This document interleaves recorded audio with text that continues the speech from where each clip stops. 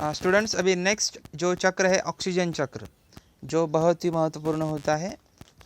Oxygen तो आपको पता ही है कि ऑक्सीजन के बिना हम जो है अपना जीवन नहीं बिता सकते। देखिए, पृथ्वी के वायुमंडल में लगभग 21% और जलमंडल तथा शिलावरण ऐसे तीनों मंडल में ऑक्सीजन पाया जाता है। देखिए, शिलावरण, जलमंडल और वायुमंडल तीनों में ऑक्सीजन पाया जाता है और पृथ्वी पे ऑक्सीजन का प्रमाण जो है 21% है। ध्यान रखिए स्टूडेंट्स, इसको टिक करके रखेंगे कि पृथ्वी पे जो है क्या है कि 21% ऑक्सीजन का प्रमाण होता है। ऐसे तीनों मंडल में ऑक्सीजन पाया जाता है। जीवावरण में ऑक्सीजन का अभिसरण और उसके पुनः उपयोग को ऑक्सीजन चक्र कहते हैं। देखिए, जीवावरण में ऑक्सीजन का अभिसरण यानी कि जो अवशोषण होता है, फिर लेन देन जो भी होता है और फिर से उसका उपयोग ऑक्सीजन के रूप में किया जाता है, तो वो जो है ऑक्सीजन चक्र है। इस चक्र में भी देखिए जैविक तथा अजैविक ऐसे दोनों घटकों का समावेश होता है। ध्यान रखिएगा, जैविक और अजैविक, मैं इसे कहना चाहूँगा सजीव और निर्जीव, ऐसे दोनों चक्रों का क्या होता है, ऑक्सीजन चक्र में समावेश होता है। वायुमंडल में देखिए ऑक्सीजन की निर्मित निरंतर होती रहती है तथा उसका उपयोग भी निरंतर होता रहता है। देखिए, वायुमंडल में ऑक्सीजन निरंतर मीन्स हमेशा जो है उसका निर्माण होता रहता है और उपयोग भी हमेशा होता रहता है।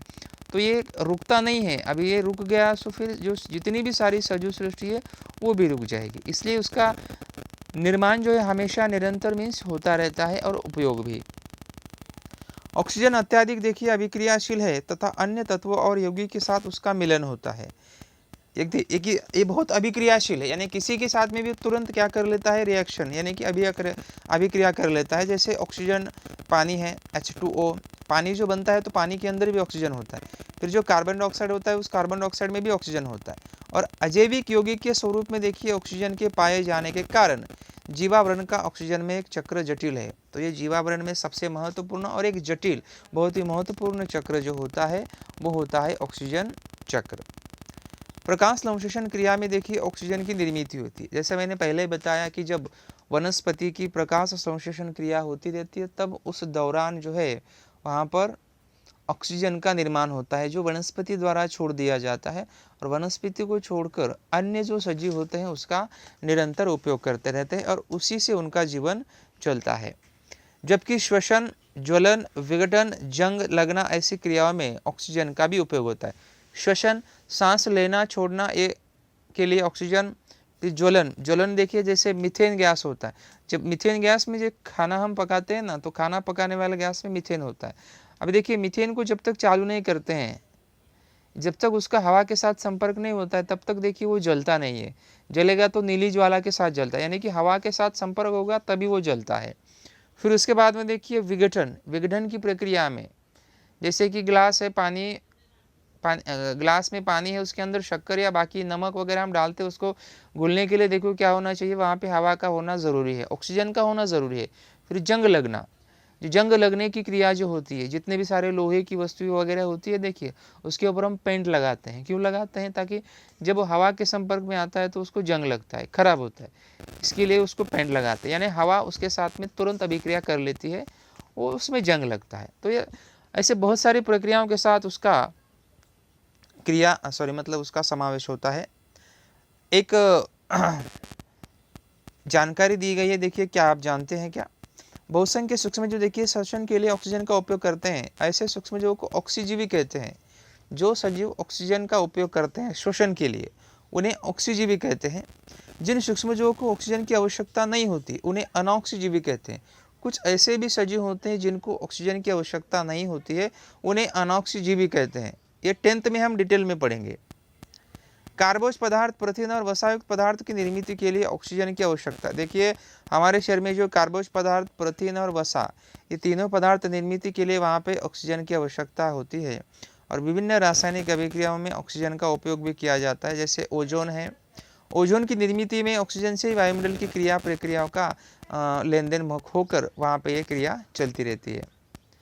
देखिए, जैसे सूर्य प्रकाश वनस्पति पे जा रहा है, वनस्पति द्वारा सूर्य प्रकाश लिया जा रहा है, फिर ये सजीव है, सजीव के द्वारा फिर ये कार्बन डाइऑक्साइड का निर्माण हो रहा है, फिर ऑक्सीजन वनस्पति में। तो ये अंतर क्रिया देखिए किस तरह से वहाँ पे हो रही है।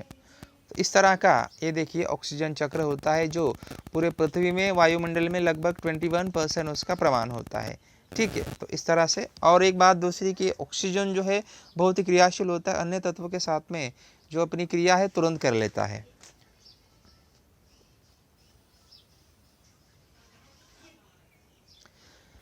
नेक्स्ट लास्ट वन देखिए है नाइट्रोजन चक्र।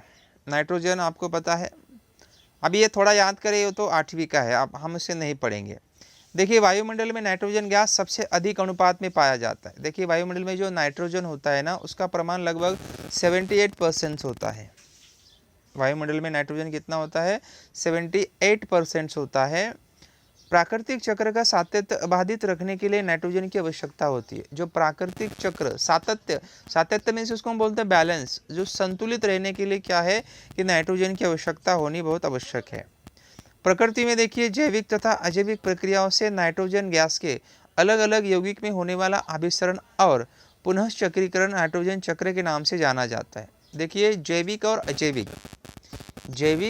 अजैविक प्रक्रियाओं द्वारा जो नाइट्रोजन गैस से जो अलग अलग यौगिक निकलते हैं, तो उनके माध्यम से जो क्रिया लेन देन का होता है या अभिसरण होता है उसका पुनर्चक्रीकरण में से पुनः होता है, तब उसे देखिए क्या कहा जाता है? नाइट्रोजन चक्र कहा जाता है।